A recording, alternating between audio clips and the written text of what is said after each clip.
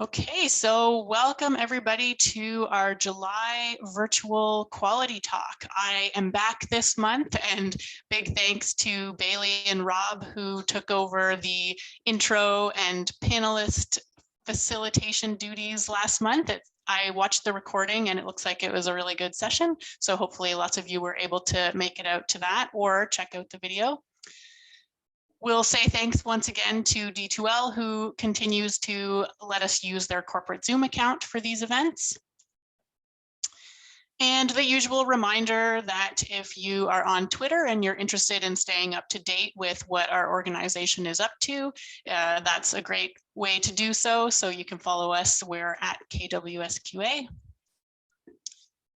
Once again, a big thank you to all of these fine people who do all the work behind the scenes to bring you these events and keep the organization running.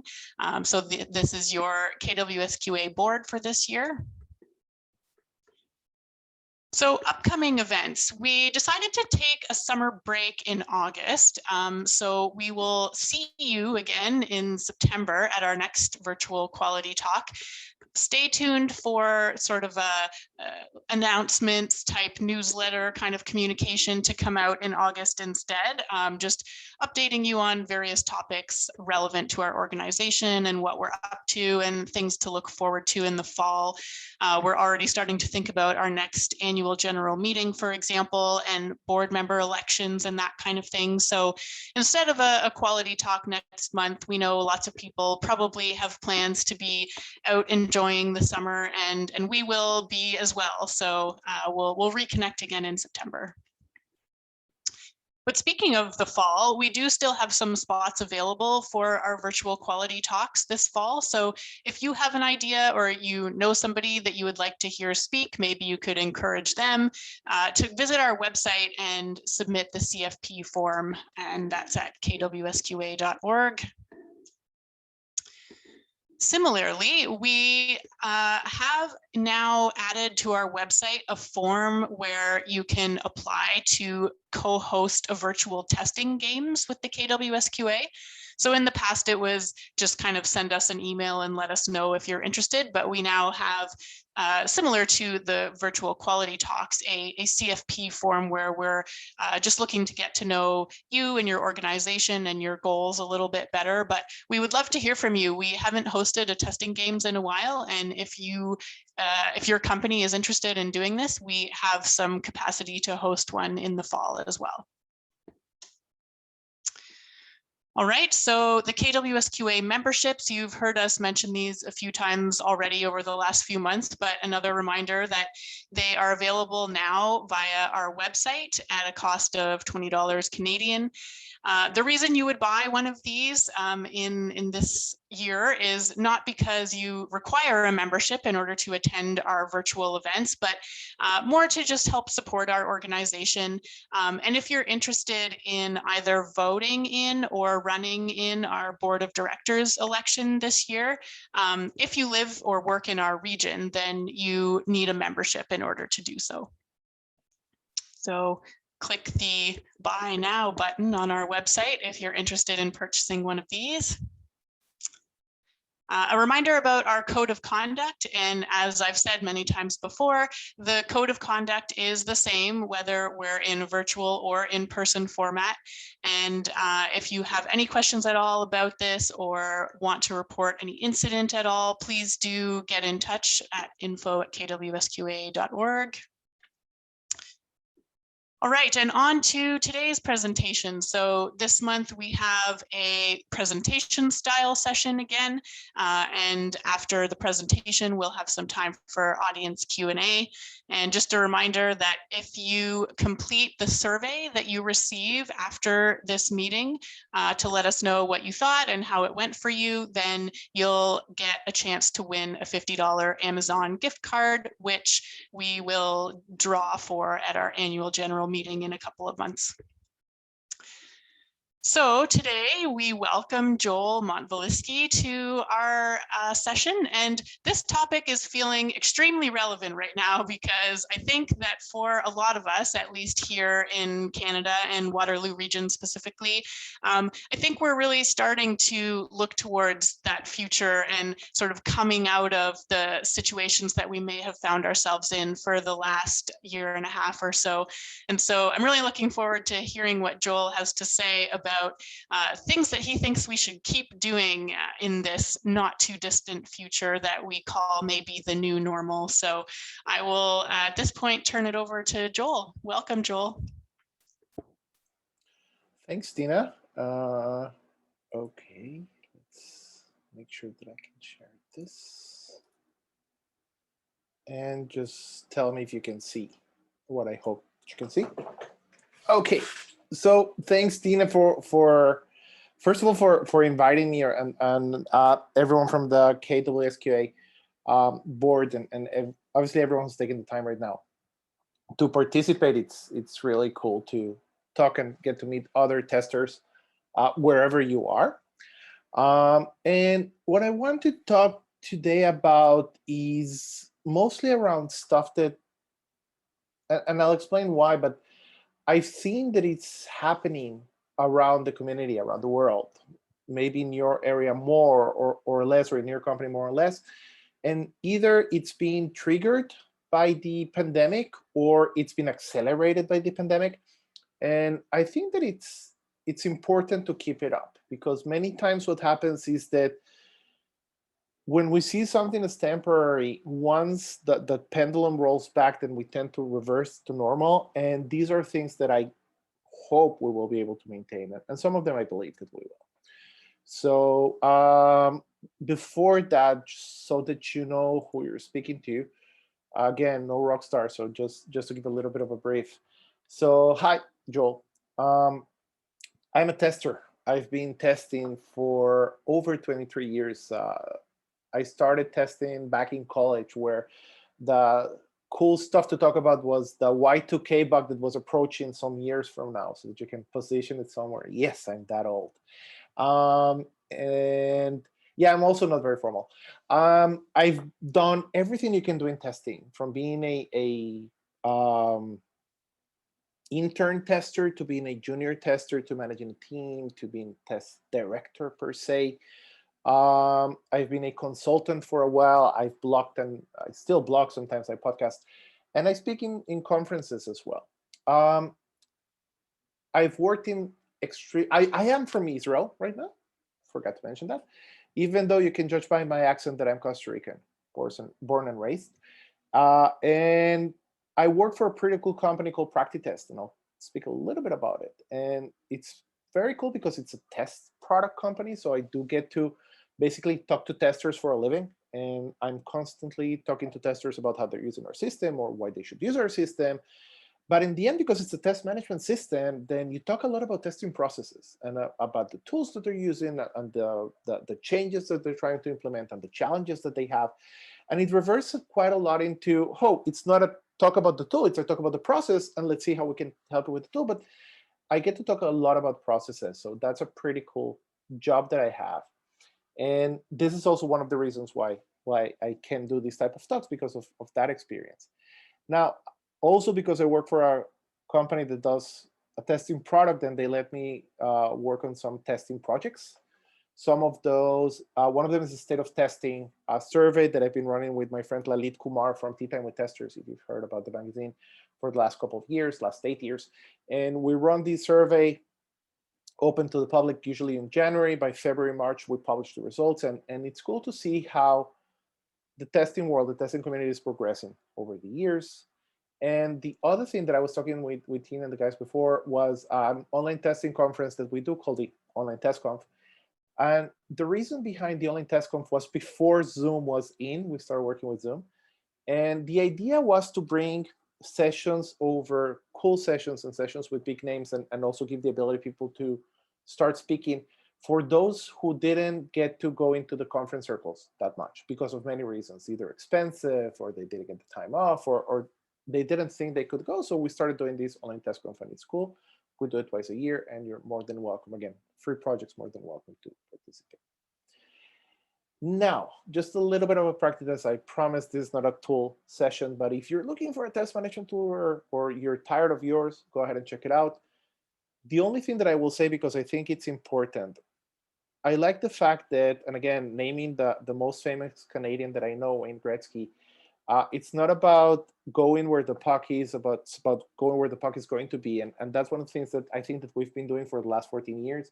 Right now, for example, we're extremely focused not only on integrating all the scattered products, automation products, and tracking products, but also doing something that we call test process orchestration, where as the importance of automation goes up, the problem is that no one is managing that, and it's being developed scattered from manual testing. So we're looking for ways to work on them together. And again, not making this a tool session. So let's actually move on. And before I talk about the stuff that we need to modify, I wanted to talk about the big elephant in the room. And the big elephant in the room is actually COVID. And I think that one of the reasons that it is that big elephant was because there's kind of a dichotomy on how we look at the current pandemic. On the one hand, is terrible, meaning I know people whose relatives died of COVID, not lately, but yes, at the beginning when there were no vaccinations and no one knew how to do it. So, and you know, when someone dies, it's the world. So no one can underscore the importance of that. On the other hand, for most of us, so we've been at home and maybe we get sick a little and not, but it's not that big of a deal. And it's kind of hard because you feel bad about it, but then you don't know how to approach it.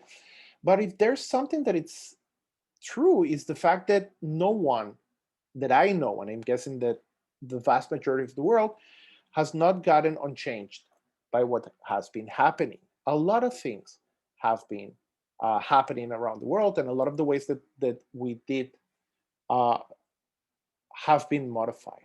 So the first thing that I want us to look into, and I didn't mention this, but if you have any comments, questions, if you don't agree with me, either raise your hands or start speaking, or Tina, I don't know if people can unmute there, so or ask a question. I have the chat open here in front of me, but please go ahead and disagree with me if you want. So first question that I want to ask you is, how do you think that the pandemic has affected the industry? And by industry, I mean like the IT industry in general. So if we look into, for example, employment and finance, this is interesting because if we look at employment, and hopefully you can see this, this is from the US, what is it, Bureau of Labor Statistics, but it's representative of what's going on in the world.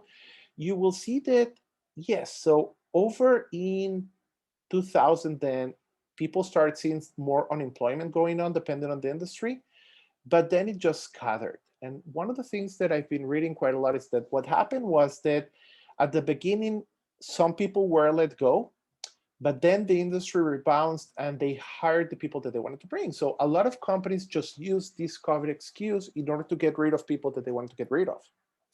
Yes, there were industry like leisure and hospitality. Obviously, everyone closed down. And places like services or constructions that were down. But again, other stuff like manufacturing and financials, they went steady. And in our case, so we saw kind of a hiccup, but then it's been steadily recovering. And what's happened in the US up to May has been happening uh, everywhere else. Now, the more interesting thing is that if we look at the overall economy and specifically about our economy, let's just use the number of IPOs by sector, the number of people, companies going public. Now, not only is technology the highest one, but notice that between 2019 and 2020, when COVID actually hit, there were more IPOs. Now, this in itself, you can say, oh, also healthcare. Oh, wait a second, healthcare was actually health, but industrials as well as consumers, almost no one got affected. Maybe financials, a little bit of retail, maybe. More interestingly, notice what's happening in 2021. This is year to date. This is Q1, Q2, and part of Q3, what's planned. which means that if we projected the number of companies going public, which means number of companies that are doing very well, it's going to go way over here. So if anyone says that our the tech industry got hit by COVID, it's hard for me to look into that. And not only do we have these numbers, I can see at the numbers that we had ourselves. The amount of companies buying products went down only on March and April last year. Since then, it has been increasing all the time. Okay, so the industry didn't really get hit. So what did change? And a very interesting topic is the topic of where people are living and where people are working today. And if we see here, and I'm not sure how much that was in Canada, I guess that it was also there, but at least I was mentioning here before, it happened to me in my company in Israel, but a lot of people at the very beginning of the pandemic, they just moved away from where they were and they relocated. Where did they relocate it? Many people went back to their hometowns. Many people who were living in expensive cities, they went to less expensive cities. And it was both for what is called permanent change of address. This is again statistics for the US, but also temporary change of address. Now, the way to see this better is to see here these representations of, first of all, the cities where people moved out and where did they move in. So if you see here, they move out of New York and Brooklyn, Chicago, San Francisco, and they went to places that, well, many of them I never heard of. Why? Because they went from big cities, big expensive cities, to less expensive cities, maybe where they were raised, or maybe where they could buy a large house for less money, or even where they can buy a house instead of just renting all the time. And if we see the map of the US, again, we see that people just relocated. Why that happened? Well, it's actually very simple, because we were all working from home. It didn't matter where we were working from. So we don't need to get to the office. And if I might as well be working from home, I might as well be working from a good home, or from my home, or at least from a place where I can go outside and walk on the park instead of being in a place. So what happened, and it didn't go back that much, is that people went away from large places in order to go to more urban areas. And this has happened all over the place. It's not only in the US. I've seen studies that, again, in Europe it happened. Not so sure about Canada. I know for a fact that, as I was telling the guys before, I have 2 employees who moved about 3 or 4 hours from the office to better places. And there's a guy living right next to the mountains that he has right now a house that is 3 times the size with a swimming pool instead of living in an apartment. Of course I would do that. So that's an important thing to notice. This brings us to the point of remote working. And as Tina was saying, so we're getting back into normal, but even normal has been modified. Anyone here knows that the Jetsons, when they were growing up? So as I said, I'm a child of the 80s. I was born in the 70s, but I'm a child of the 80s. And even in Costa Rica, we had the Jetsons. They were in Spanish. And one of the cool things is that George Jetson used to work from home. He had this area where he had the computers and he would be working there, and the boss would jump on a monitor and would scream at him from the monitor. Now, not only did the Jetsons have cell phones and hovering cars and hovering boards, they were also working from home. So this is also becoming true. I'm not sure how much you are aware of, but all of the companies in here are doing what is called 100% working from home right now. It's not even hybrid. So there are different types of ways of working. So you have people who need to go all the time in the office. You have what is called 100% remote, where you can work from home however you want. And there are companies doing hybrid modes. So most companies are doing hybrid modes. Even our company here, I'm in the office right now. So we're doing a hybrid mode where we're asking people, depending on how far or close you are, you need to be here between 1 day every 2 weeks to 2 days a week, if you can. If you can, it's also okay. These guys in here, everyone from Atlassian to Reddit, HubSpot, LogMeIn, Slack, all of these are already saying, we don't care. If you want to work from home, go ahead and do it. There are some companies, I think it was that I saw Dropbox or Slack, that if you choose to work from home, then they would even pay you to have a good space to work in so that you don't need to work from your living room. So all of that is already happening. Now we need to understand something, and I'll talk about that a little bit more in detail, but it's not for a company. It's not simple to support working from home because we need to do something that is called remote first policies. And that means that even if you're going to be living in a hybrid mode where people might be in the office, the assumption is that people will be working from home. And so nothing could be based on the fact that we want you to be working from the office. So just 1 second, I need to check something on my monitor to start working, the one in here. I'll just move to this one. Okay, let me just check because I have to disconnect one monitor. You can still see my screen, right? Okay, great. So we move over to working from home, and that's an important thing to take into account. Now, let's look a little bit about how did COVID actually influence the feeling of testers. And I mentioned the state of testing survey. That's a survey that we run once a year, and we have been running it for a number of years. This year, this February, we added a question where we were asking people if was your income, was directly about that, was it affected by the COVID-19 pandemic? I personally was expecting to see about 50% replies saying yes. And when we saw the 28% replies, then it raised an eyebrow. We also saw that it happened mostly on offshore countries, a lot in India, some in China, Eastern Europe, and even those that were on, let's say, North America and Western Europe, the ones that answered yes was mostly about some of the benefits had been modified. Some of the insurance, some of the insurance plans and benefit plans have been modified. For most people, COVID was not only something that didn't affect them, it was also an opportunity for them to mobilize. And a lot of people, after the shock was over, after the first 3-4 months, they just started, again, mobilizing and started going over to new companies. And it's important to notice, again, the amount of startups that have been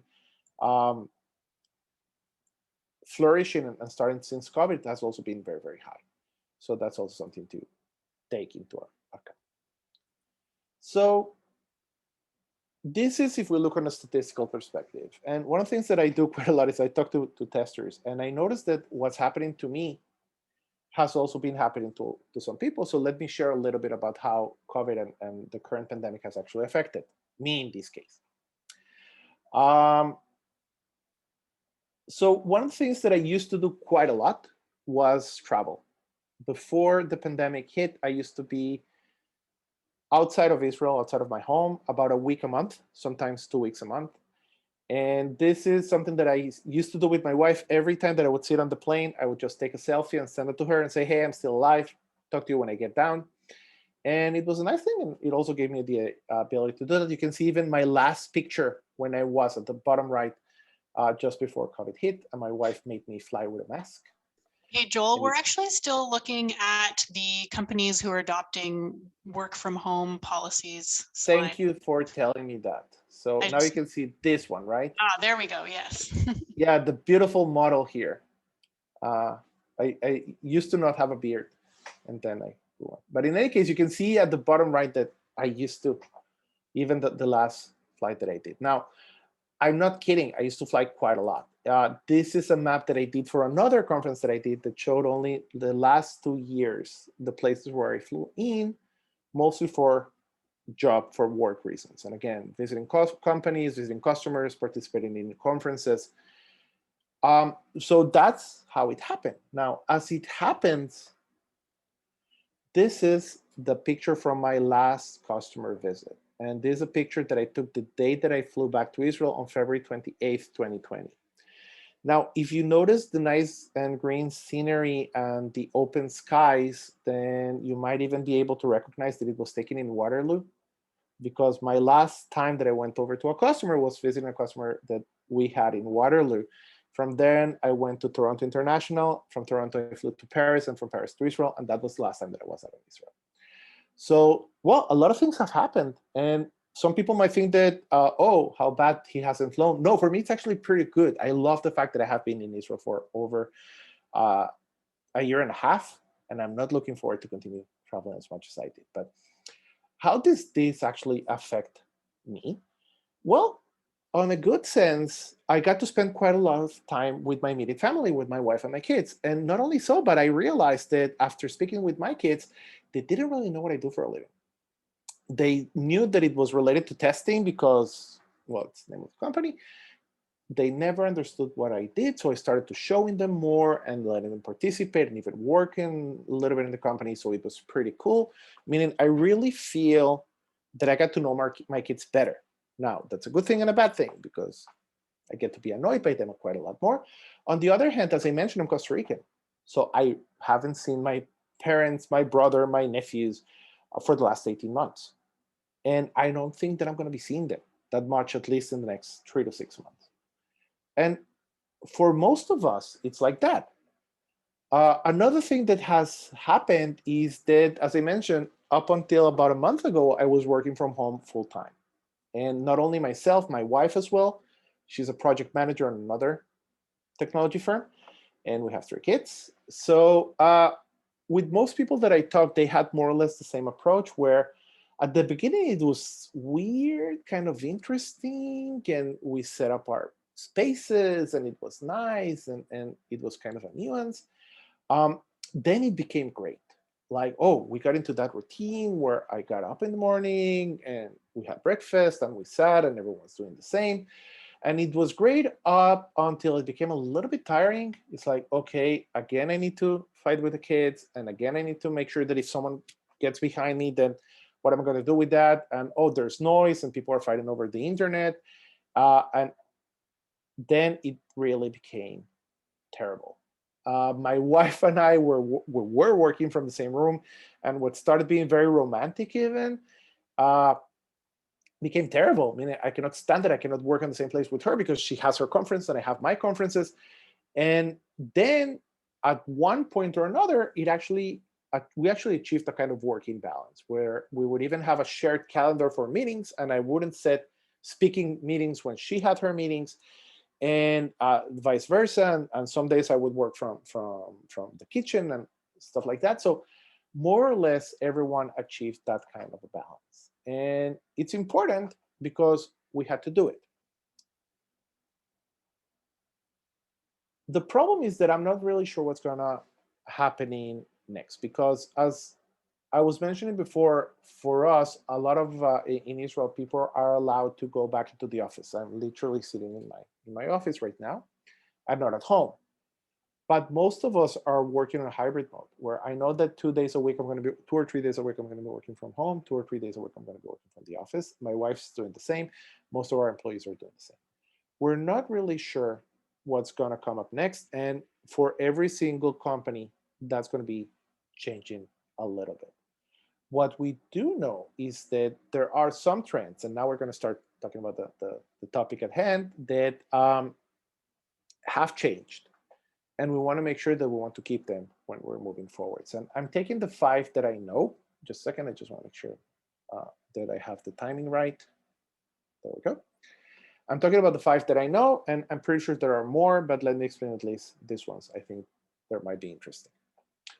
So the first topic is something that I learned. It's called around the clock and around the world. I used to call it offshoring or outsourcing, but apparently the nice way to call it is around the clock and around the world. And what I'm talking about here is the fact that we can start hiring people not from our geographical section, sometimes because it's cheaper, sometimes because we want to give our services, again, if our company is global, to have services 24 hours a day, even for testing, by the way. One of the things that we've realized in our company is that our developers don't work normal hours. We have developers who like starting to work at 4 p.m. and finish at 1 a.m. And testers didn't really like to do that. So we hired a couple of testers over, we're in Israel, we hired a couple of testers over in Panama, and they're doing testing with those hours. So a lot of companies have turned over to around the clock and around the world, mostly also because we don't really care where people are working. Everyone is working remote. So the reasons that actually has happened is because, again, we've become better at remote working. My company included, we didn't know how to work remotely. At the beginning, it was a little bit of a shock. It took us about 3 weeks, 4 weeks to figure it out. but now we don't really feel a difference. Um, that means that the barriers for offshoring were completely lifted. And again, naming my company, but I've talked to another large number of testers who said that, well, we were not sure whether we could do it or not. There were all these misconceptions that if you're not in the office, we cannot manage your work. So all of those have been taken away. Another factor that happened, and we saw the list before about all these large organizations that are telling their employees, we don't really care if you want to work in the office, it's good. If you want to work from home, it's also good. If you want to work here and there, it's also good. And a lot of that happened not because these guys were altruistic.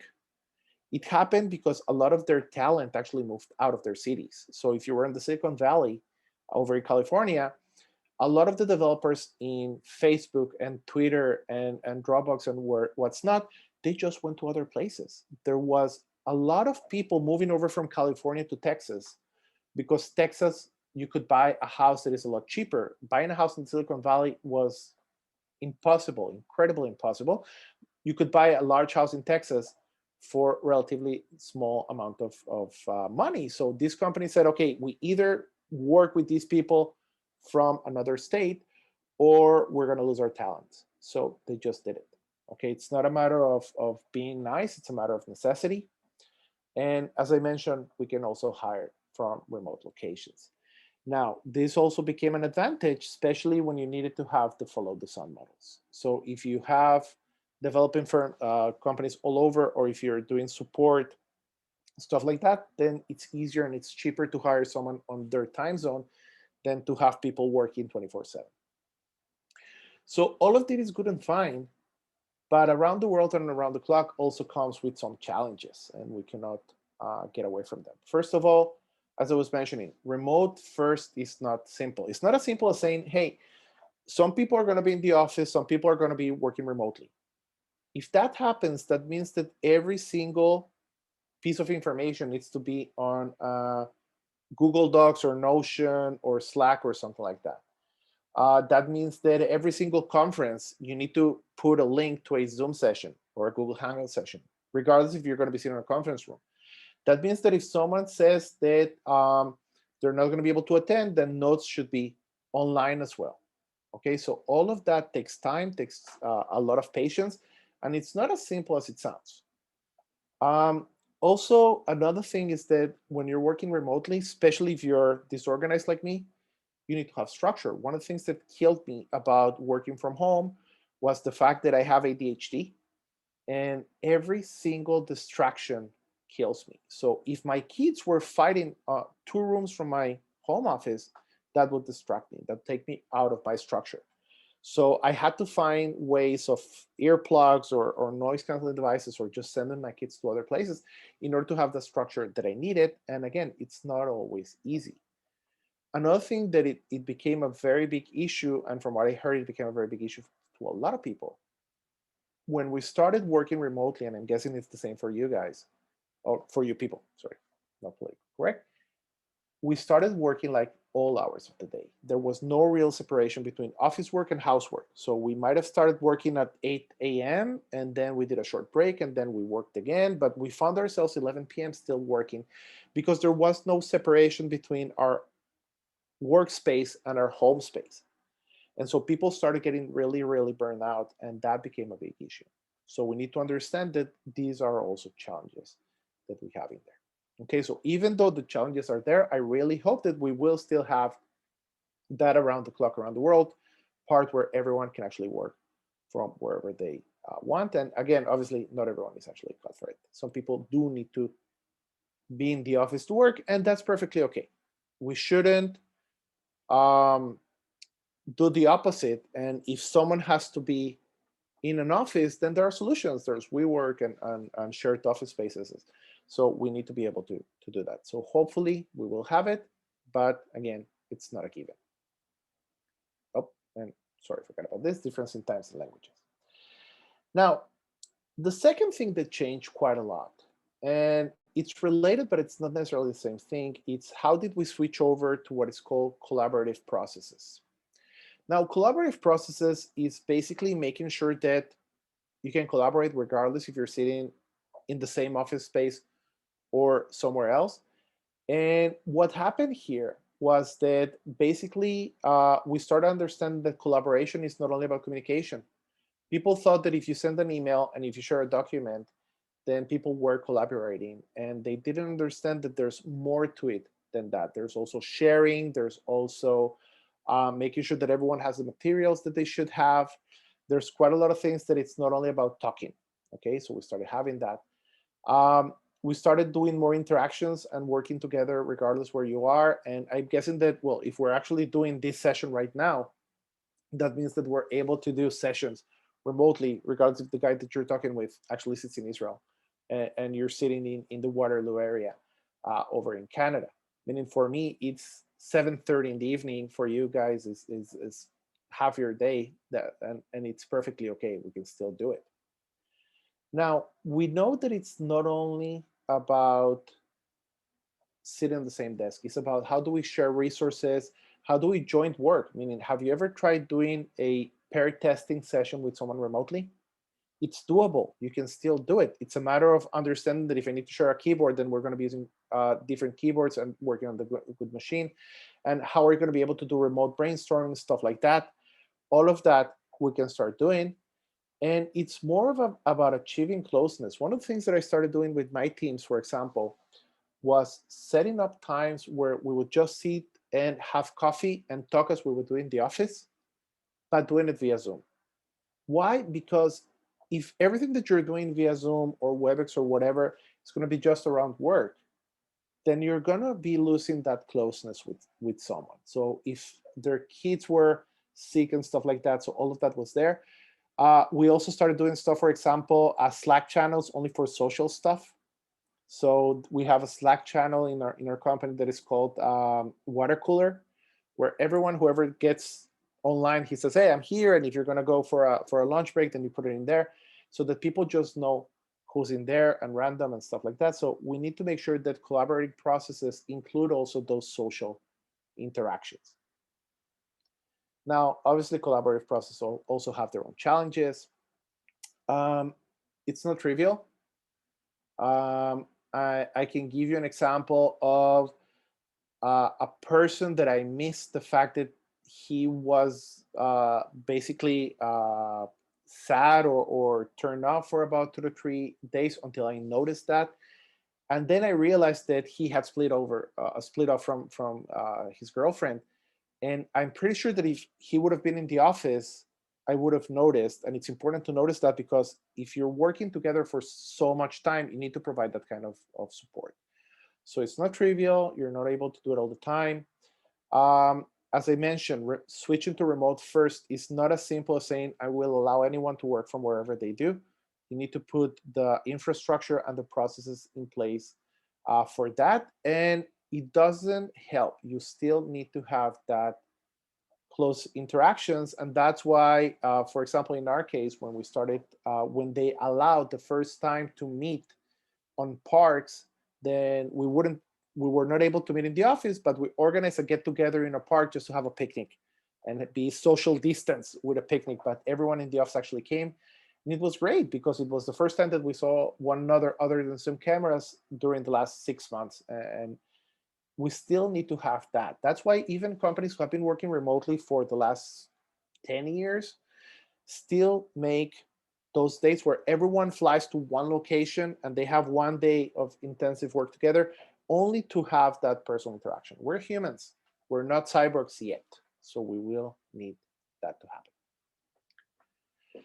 The third one, and if I would need to choose one, this is the one that I would choose as the most important change that we need to apply and keep, even if everything reverts back to normal. It's something that is called transparency-based management. Transparency-based management, it's a switch that a lot of people do, especially because we had to work remotely and communication was hard. So personally, I have what is called the approach of managing by walking around, which means that when I'm in the office, half the time I'm just going to be working between the open spaces and talking to people and checking how they're doing and what they're doing. You cannot do that anymore. You don't want to interrupt them. You're not in the same time zones. So that forces us to work based on something that's called transparency-based management, which means that basically everything that I'm doing, everything that everyone in my team is going to be doing, we have the processes and the tools in place in order to make them transparent to everyone else.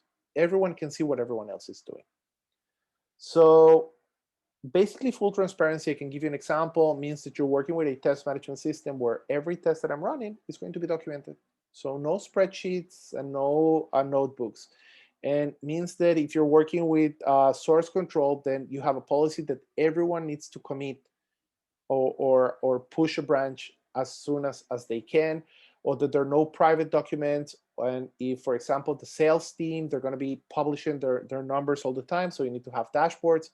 That means that everything needs to be fully transparent. There's no such thing as reporting.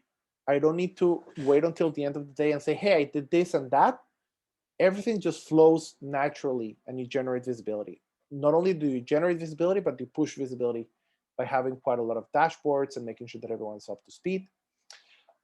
It does help to reinforce the feeling of group and collaboration. One of the things that we saw that happened quite a lot when we started doing that is that people started asking questions. So I see that there's a guy who was working on a component where I know that there's a customer who had been having issues before, so I can put them together. And that happened better because now I can see everything. The work of my development is transparent to me, even if I'm not part of the development team. Okay. So that is incredibly important. And there are a lot of tools that can help with that. Now, why do I think that this is important is because as a manager and a manager that works with other managers, I always hated those other managers, those peers of mine who force their employees to report what they're doing and they make them feel like micromanagement. Transparency-based management is the best cure for micromanagement. If I know all the time everything that you're doing, I don't need to be interested in everything that you're doing. Okay. And it's also very simple to see if someone is micromanagement. So if you want to avoid micromanagement, and that comes from, again, from the bottom, let's say that you have a manager that's micromanaging you. If you make everything that you're doing transparent, then that person doesn't even need to come and ask you what you're doing in order to interrupt in what you're doing. Everything is there. And if you're able to share with other people, then other people will be able to put it in there. When you push information up, then no one is going to be pulling information from you. So it became a great tool, and we use it all the time in our company right now. And again, it's supported by mostly tools and processes. Now, still, there are challenges to it. Some people feel threatened because if you have a transparency-based system, that means that you're going to be transparent on your good days and on your bad days. When you miss the deadline or when a huge bug was reported in production that you should have caught, then it's going to be in there as well. So some people feel threatened by it, and then they start basically massaging numbers, and that's not good. If you've been a tester long enough, then you know that anything that you measure will increase. That doesn't mean that it will become better. If I measure number of bugs, then you will have more number of bugs. If you measure number of test cases, you will have more test cases. That doesn't mean that your test case will be better or that your bugs will have more value. So you need to be very clear on what are you providing transparency into and how. And again, it can generate over competition, even cheating between the teams if you don't manage it correctly. And as much as I said that it can help avoid micromanagement, when you have a micromanagement boss, then it can also give them a lot of tools. So you need to stop that as well so that it's not abused. Okay, the fourth one, we have five. It's all team testing. And all team testing, it's been brewing for a while. Meaning, it's not that it wasn't there. Ever since we started working with agile teams, we've been told that, oh, everyone's responsible for testing, so it's not only the tester who should have developers doing testing as well. But right now, it's gaining a lot more momentum. And what's gaining momentum is that there's quite a lot of improved communication between developers and testers because we need to communicate more. It's less knob than it used to be. Everyone working remotely actually lowered the levels between them. And I think that another thing that happened is that developers are finally getting that testing is not rocket science, in the sense that a lot of developers were afraid to test because they said, hey, I don't know how to test and I'm afraid of releasing bugs into production. So hopefully that has been taken care of. Um, Another thing that helped in here was that because we're working together and there's this transparency, then we were able to push the definition of testing to include other stuff. And at least in most of the organizations that I'm working with, we don't only include manual testing, but also unit testing, integration, and functional automation. So we are absorbing more of that technical testing, if you want to call it in a sense. So it's easier for developers to contribute in those areas. There's also a simple maturity. I think that more and more people have had more time to work on real agile teams. So it comes more normal to them because it's kind of a spreading. It's kind of like a virus that is catching that developers are not afraid to test anymore. And they're actually doing it more and more, contributing to the all team testing. Now, the challenges here is that many developers still don't want to test, and no one's going to force you. If you don't want to test, you're not going to test. Doesn't matter how much anyone tries to do it. And it's something that's still being hard to do. Some developers said that they test, but not investing enough time. So I remember, and again, recent history, a couple of weeks ago, we defined that one of the developers was going to be testing a feature from another tester, and we went over everything. And surprisingly enough, about 2 hours after the developer started testing, he went over and pulled another user story for himself, the tester developer. And when we asked what happened to the testing, he said, "Oh, I'm done." And it was clear to everyone that that testing should have taken a couple of days at least. So, oh, I'm going to be doing testing, but I'm not going to be investing in order to do good testing. And that's very, very problematic. So we still need to keep an eye on that. And I think that one of the biggest issues that we have in here is that regardless how much we're going to be having good all team testing, there's still going to be some features that have higher risks. And those features should be tested by the more professional testers in the team. And so it doesn't mean that all team testing never means that we don't need testers anymore. It just means that you can share some of that burden, some of those tasks with other people. And we shouldn't let that go. And hopefully we will not let it go. And the last point that it's becoming more and more implemented is that coordination between manual and automatic testing that is happening there. So maybe it's a side effect of all team testing. I'm not sure. It might be, as I mentioned, a lot of things that happen with all team testing is that developers starting contributing more on the technical tests. So they're writing better scripts and helping you with the CI pipeline. So it's actually getting in there. But I don't think it's only that. I think that we are understanding that it's not about having one pipe with automation and one pipe with manual. It's about saying, okay, so I need to work this way or another, and I want to see what can I reduce from my manual testing by putting it in automation and vice versa. So having that interaction between developers and testers and those technical testers and those manual testers is actually having a lot of fruit in here. Another thing that is happening is that as we have more visibility and transparency, people are starting to notice that we talk about coverage and we talk about risk management, and we can plug that into automation. And so that transparency is generating a byproduct on helping us to push more automation, but it needs to be plugged over with the manual stuff. And I think that also it's because our functional automation is becoming more a formal part of that DevOps pipeline. We're running faster automated tests, less flaky automated tests. And because we're part of that formal process, then it's getting more and more into the system. Now, again, the challenges here is that, as always, this is not new. I've been doing automation since 2003, more or less. Good automation is very hard to achieve. Bad automation is extremely cheap and fast. So I still see, unfortunately, so more bad automation than good automation, in the sense that tests that are not scalable and tests that are flaky and tests that, if I would have paid more attention, they should have been written in another tool or in another way. Another thing that it's important to notice, and people don't get it, is that manual tests should never be automated as they are. I mean, it's not like, okay, so I have these manual tests and I want to have these automated tests. I'm not going to be translating one to the other. It doesn't work. Maybe if you're working like extremely strict Gherkin and maybe may happen, but I still don't recommend it. And for some reason, and this hasn't changed in the last 20 years, managers still believe that automation is that magic cure, is that philosopher's stone. Once we have automation, everything will be good. And why aren't you investing more in automation?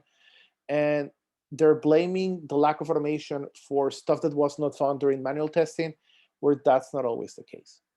Okay, so we need still to do quite a lot of teaching and training about what's happening here. And this is something that we need to make sure that it doesn't happen. So to sum it up, and hopefully if there are any questions, I'll be happy to answer them. The world will usually and obviously adopt a new normal. And the new normal might look like this, and it's perfectly okay. And I'm really confident that at least in the foreseeable future, we will get a new vaccine, just as like we had a flu shot every 6 months, every year, because there are going to be variants and stuff like that. And in some places, we'll still wear masks. And I have my mask somewhere because I need to go out in a second. But we will start doing the same things, and we will fly, and we'll go to Disney World, and we will be in concerts just wearing masks.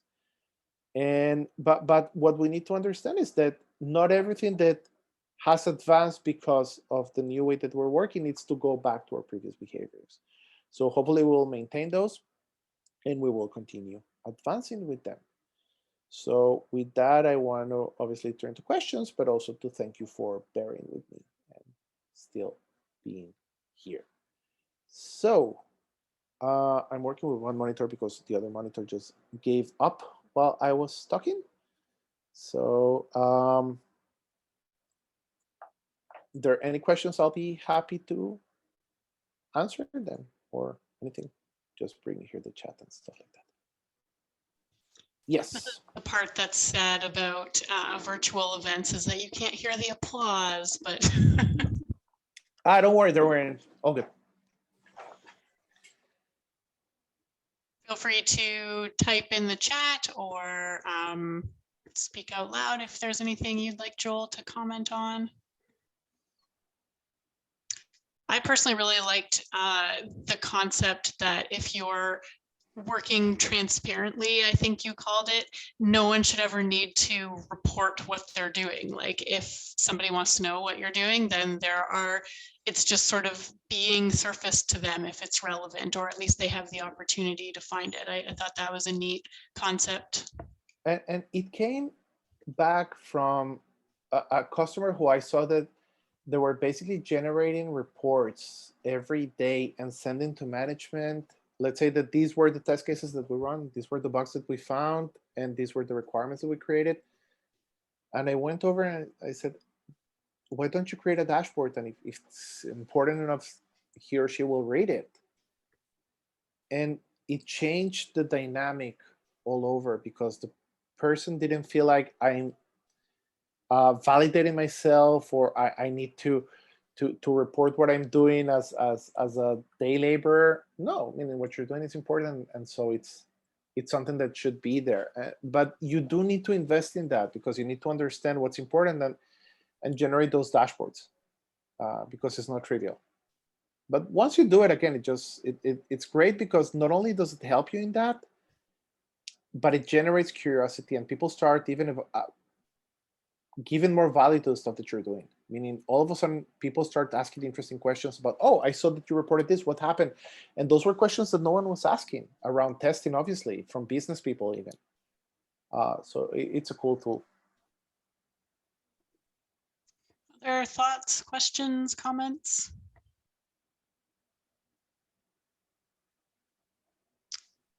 I don't know if no one else wants to speak up, I can keep going, but so I definitely agree that the idea of all team testing has been gaining some momentum. I wasn't clear on whether you felt that trend was definitely accelerated by the pandemic in some way, or if you just think that it's something that was kind of going ahead anyways, and we should just make sure that we don't lose momentum on it.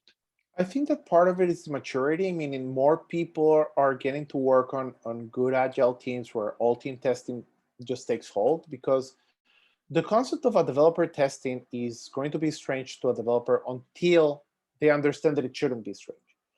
So as people start going around different companies and different teams, then eventually you will work on a team where developers test and it makes sense. And then you will go to your next team and you will become an advocate. So that's one of the parts. But I think that the other part that was happening was because of all this transparency, especially about the communication. Whenever you're communicating via in Slack or Zoom, the hierarchy gets broken down. And there's, again, I don't care how much we tell ourselves that there's no hierarchy between developers and testers. There is. Okay, there's a payment hierarchy, and there's a I don't know, whatever type of hierarchy people actually see it in there. Even product people will look into developers in different ways than testers. But when you're working on remote systems, that hierarchy gets flattened quite a lot. And if you start working with a developer and you say, hey, can you go ahead and test, then it becomes harder for them to say no, in a sense. So I think that it's being accelerated by this or maybe by other factors, but it was definitely getting there. I just think that it has been accelerated quite a lot right now. And it would be a shame to see it gone away. And I think that it will be hard. It's just a matter of economics. We're still going to be having 1 or 2 testers for every 4 or 5 developers. And especially around DevOps, where we're releasing products literally once or 2 or 3 times a week, then if developers don't do testing, then testing will become a bottleneck and the business won't allow it. But still, we need to fight for that. Makes sense. Anyone else want to jump in? We're almost out of time anyways, but. It was to the transparency-based management. Did you have any resources or information, like I guess kind of background to sort of learn or take some more things away from that? I'm actually writing a paper on that about tools, but the long and short of it starts by making sure that you have that information system in place. And it can be Jira, and it can be Quality Center or Practice, or if you're working with spreadsheets, you need to make sure that you're not only working with the raw data, that you're creating dashboards, and that those dashboards are available to everyone. At the beginning, you will need to do some pushing on those dashboards, because if people will still come and ask you, what did you do yesterday? And what are you planning to do today? The whole idea of transparency is that doesn't need to happen. In that daily stand-up, it should be only if someone has any questions, because the information should be there. But it starts by pushing those, creating simple dashboards that everyone can understand, and pushing them to whoever needs to get in. There's a little bit more to that. It goes into understanding that every stakeholder needs their own dashboards, because the information you're going to pass along to the sales team or the product team is not the information that you want to pass along to the development team. But once you actually get that sorted out, then it's more about making sure that anything that you do is going to be passed along correctly. And so you have those KPIs and those dashboards, and people don't really care about the bits and bytes of what you did. They just want to make sure that you're progressing in the way that you wanted to. Okay, so and it's just about that. But yeah, definitely need to look for more information about that. We'll look forward to your paper. Yeah. All right, we're at 12:58. Does anyone have anything else quick they want to touch on? If not, I will say a big thank you to Joel. It's getting a bit late in your evening hour, so we appreciate you coming and chatting with us today. And yeah. Thanks for having me again. Always a pleasure to get to meet and talk to other testers, and hopefully we'll get to do it in person sometime around next year or so. Yeah, we do have a conference that we're hoping to bring back next fall, so maybe we'll see you there. Happy to. Thank you everyone for being here. Again. Really appreciate Thanks everyone for coming. Bye-bye. Bye.